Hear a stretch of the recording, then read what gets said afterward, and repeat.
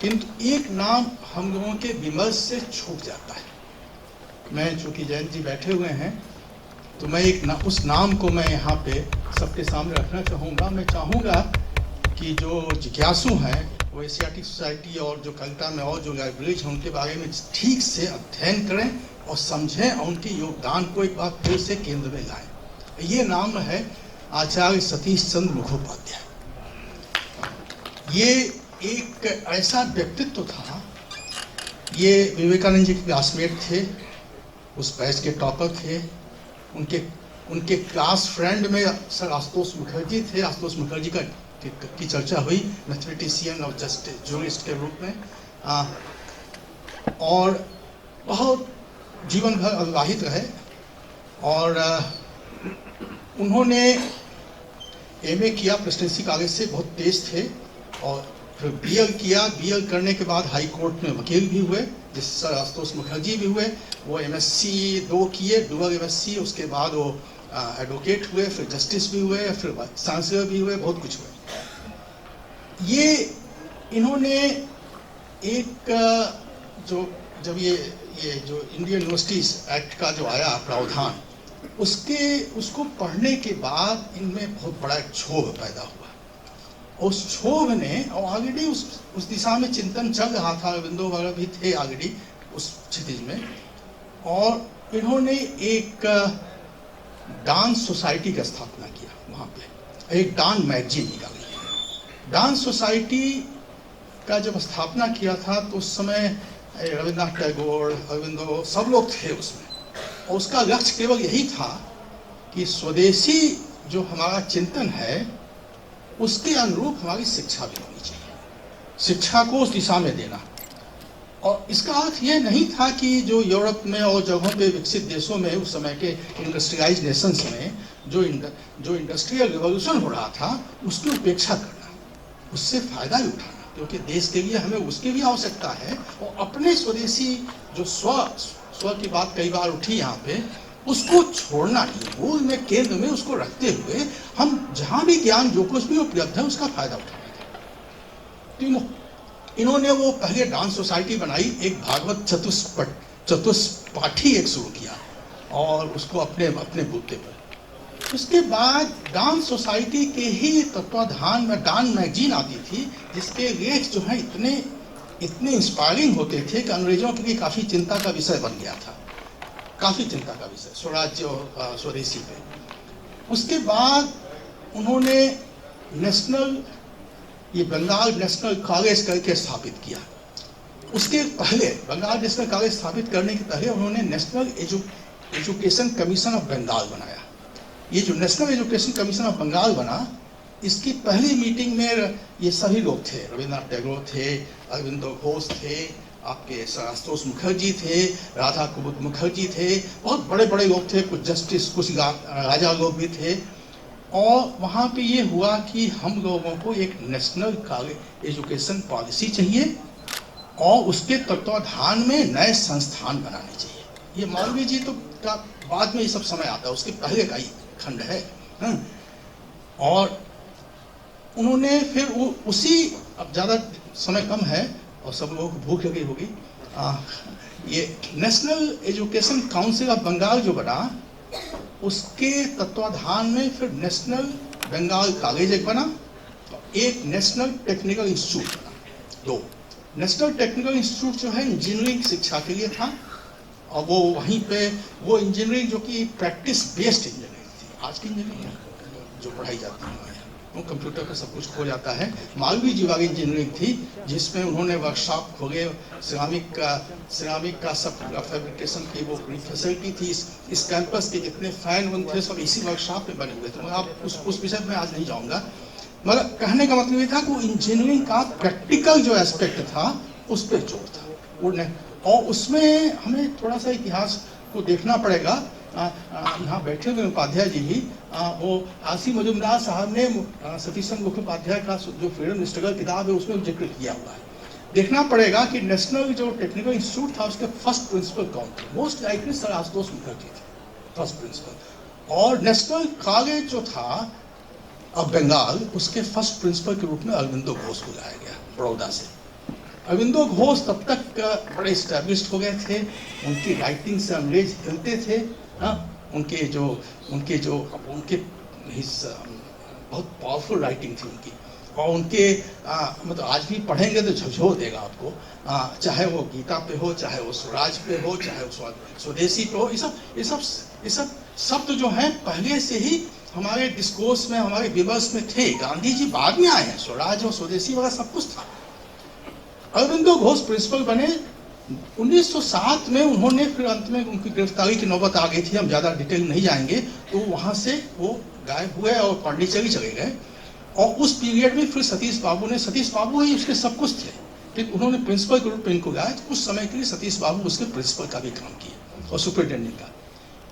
सतीश बाबू background में रह के काम करते थे, जैसे हमारे संघ के जो पदाधिकारी लोग होते हैं वो बैकग्राउंड में रहते हैं, लोग आगे नहीं आते हैं। बैकग्राउंड में रह के काम करते थे और लोगों को उठाते थे। और नेशनल जो बंगाल कागज था और नेशनल टेक्निकल इंस्टीट्यूट था, दोनों को मर्ज करके आज जो जादवपुर यूनिवर्सिटी है वो उसका है।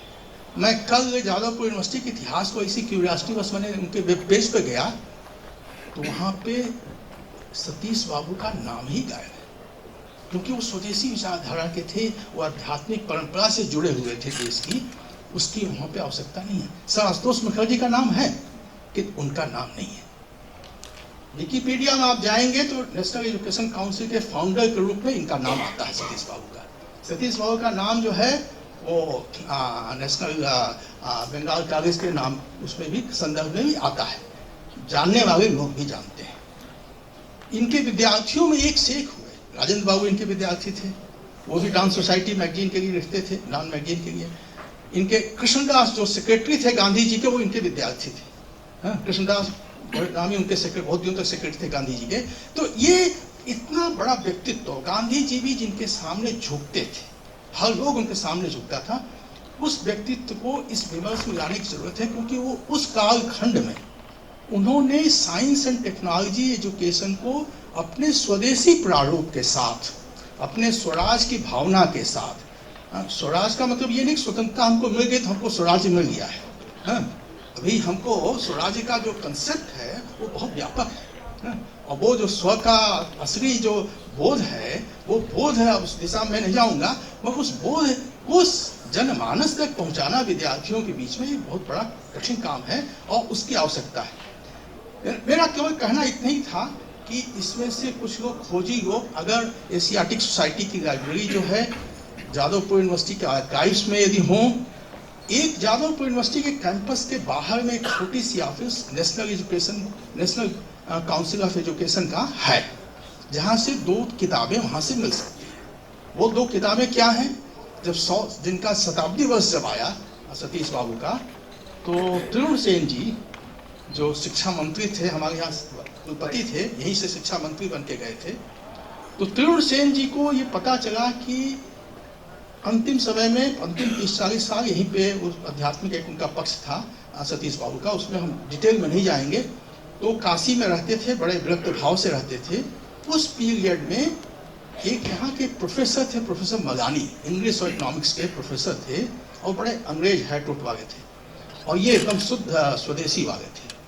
और इनके बीच में पत्राचार हुए, और मलानी साहब पत्राचार भी क्या होता था कि अखबार के कागज पे जो बीच में जगह होती है 2 सेंटेंस, उसके बीच में सतीश बाबू लिखते थे। और उनकी हैंड राइटिंग भी बड़ी विकट थी, और उसको रात भर जग के मलानी साहब लैंटर्न की लाइट में उसको फेयर कॉपी करते थे, उसका फिर टाइप मैन्युस्क्रिप्ट बनाते थे। और करते करते 2 इतने मोटे मोटे वॉल्यूम में, बड़े साइज के जो A4 साइज कहा जाता है, उस साइज के 2 वॉल्यूम में यहाँ पे तो कई वॉल्यूम्स उसके टाइप 4-5 कॉपी बनी। एक कॉपी हमको पढ़ने का कुछ आज से 30-40 साल पहले मौका मिला। तरुण सेन जी को भी पता चला कि ये पत्र हैं, तो भाई जन्म शताब्दी मनाना है। जादवपुर यूनिवर्सिटी के फाउंडर रहे हैं, जिनकी वजह से जादवपुर यूनिवर्सिटी बनी। जन्म शताब्दी वर्ष के लिए तो खोजाई शुरू हुई, तो उन लोगों ने फिर डॉक्टर KP सिंह जी के यहाँ से, जो मैथमेटिक्स के यहाँ प्रोफेसर थे, डीन भी थे साइंस फैकल्टी के, उनके, वो मलानी साहब के भक्त थे, उनके पास से मैन्युस्क्रिप्ट ले गए। और उसमें से कुछ पत्रों को छांट के 2 भाग में छापा है सतीश बाबू के लेटर्स को। वो तो ज्यादातर आध्यात्मिक विचारधारा से हैं, किंतु वो पत्र अभी भी बड़े अच्छे हैं। उसमें उनका जीवन चरित्र भी 40 पेज का करीब है।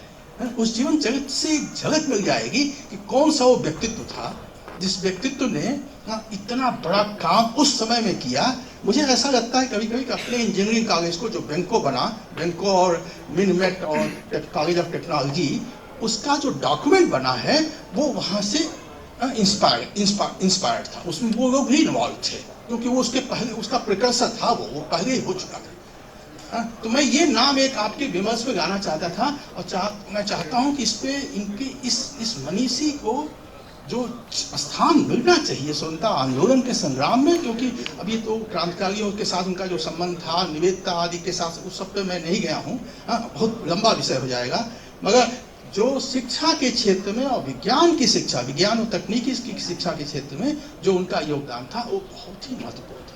और सच पूछिए तो जादवपुर यूनिवर्सिटी में इंजीनियरिंग पढ़ाई शुरू हुई और फिर अपने यहाँ शुरू हुई, और जगहों पे तो वो लाइसेंसिएट की डिग्री दी जाती, वो सर्टिफिकेट दिया जाता था, डिप्लोमा, कोई डिग्री प्रोग्राम नहीं था। तो जादवपुर यूनिवर्सिटी भी एक पुराना इंजीनियरिंग का वहाँ पे ट्रेडिशन रहा है, थैंक्स टू अपने आचार्य सतीश चंद्र मुखोपाध्याय।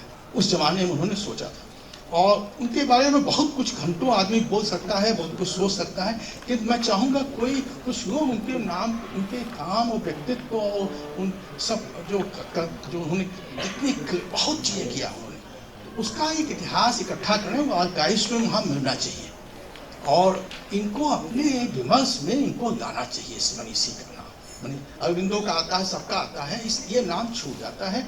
मैं बड़े विद्वान वक्ता थे, सब लोगों ने अपने अपनी भावनाओं को व्यक्त किया, कुछ लोग बड़े भावनात्मक ढंग से कहे, कुछ लोगों ने तथ्यात्मक ढंग से कहा, कुछ लोगों ने दोनों को मिक्स भी किया। अच्छा यही होता है कि जब विज्ञान का विमर्श होए तो वहाँ पे तथ्यात्मक हो। अगर तथ्यात्मक विमर्श नहीं है तो हम जो जिस आंसलाट के अगेंस्ट हम खड़े हुए हैं उस आंसलाट का विरोध नहीं करना है। हमको उस आंसलाट को ठीक से उसका प्रतिरोध करना है तो आपको तथ्यात्मक होना पड़ेगा। केवल ये कहना कि ये गलत है या ये ऐसा है, इससे काम नहीं होगा। आपको तथ्यात्मक होना और वहाँ पे आपको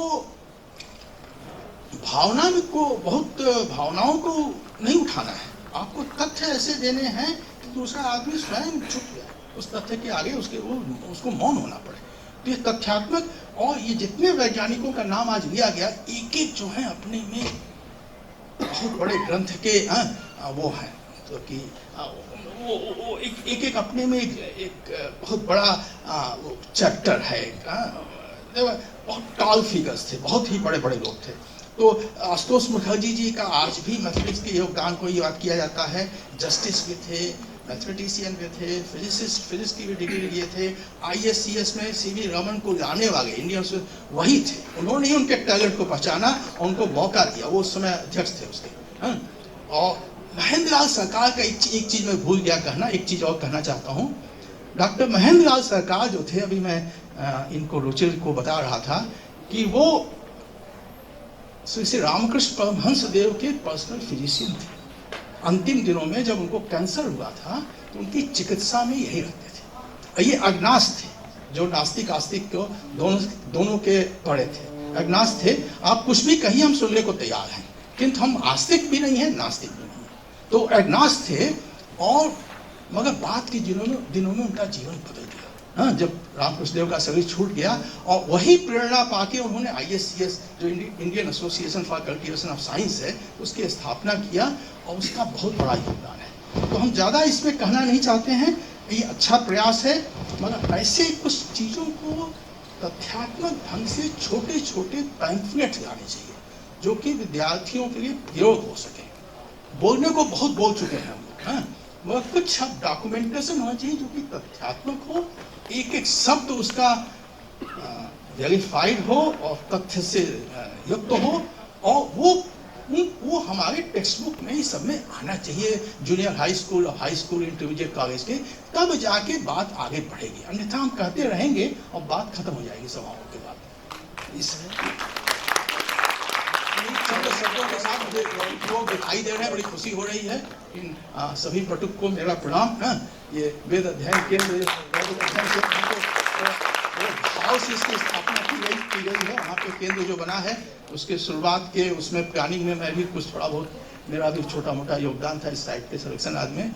किंतु मुझे बड़ी खुशी हो रही कि ये ऐसे बटुक भी यहाँ बैठे हुए हैं और हम लोगों की चीज़ों को सुनने के लिए मजबूर हुए हैं या कुशलता से सुन रहे हैं, दोनों भी हो सकता है। मगर हम लोगों को क्षमा कीजिएगा यदि हम लोगों ने ऐसी चीज़ भी कही हो जो आपको पसंद न आई हो। ठीक, धन्यवाद। आप सबको धन्यवाद।